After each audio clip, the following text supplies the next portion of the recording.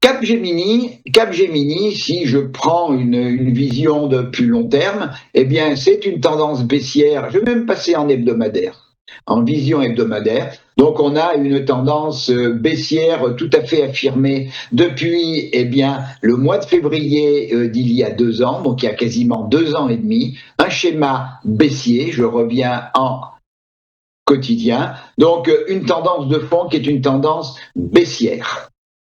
Si maintenant je reviens sur une vision plus récente, on a fait dans la tendance baissière un dernier plus haut, une zone de plus haut ici sur la zone que je vais indiquer des 151 €, ici, cette zone donc de 152,30 €.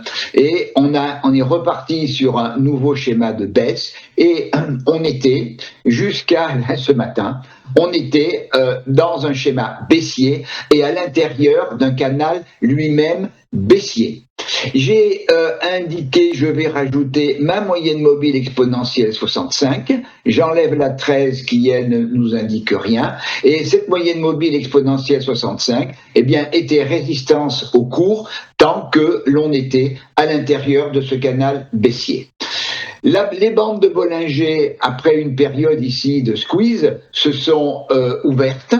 On a une première bougie la semaine dernière, en début de semaine, excusez-moi, lundi, tout à fait fort. L'ouverture quasiment d'un gap. Mardi, clôture hier soir, franchissement de la bande de Bollinger haute. Et ce matin, eh bien, on ouvre de manière extrêmement dynamique, plus 3,88, publication demain. Donc, on a une dynamique haussière tout à fait positive sur Capgemini.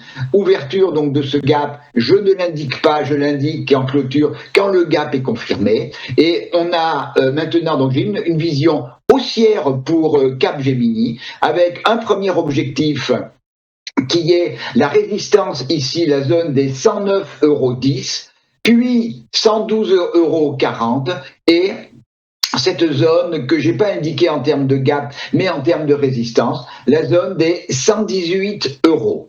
Donc j'ai une vision qui est positive pour Capgemini. Le franchissement de 109,10 € qui est en fait le véritable dernier plus haut dans la tendance baissière sera un élément supplémentaire de dynamique et de vision positive pour le titre. Donc je suis positif pour Capgemini. On attendra la confirmation demain avec les résultats, avec les premiers objectifs que j'ai indiqués. Il faudrait maintenant que l'on casse en clôture quotidienne 86,02 € pour que ce mouvement haussier soit invalidé. Mais donc ce n'est pas ma vision, donc je suis une fois de plus positif sur Capgemini.